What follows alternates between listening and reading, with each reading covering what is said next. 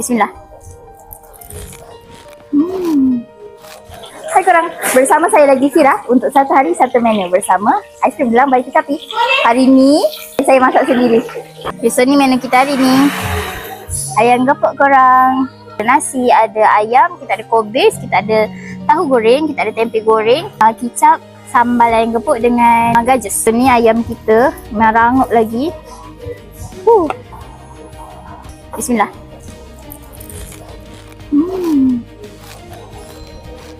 Ya, ayam gepuk has never failed to satisfy me.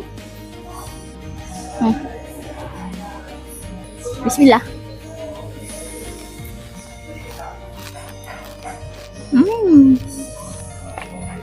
Ayam dia sangat juicy.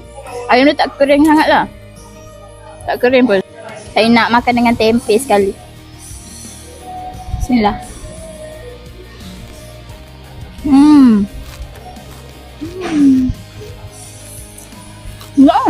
Saya suka tempe tu.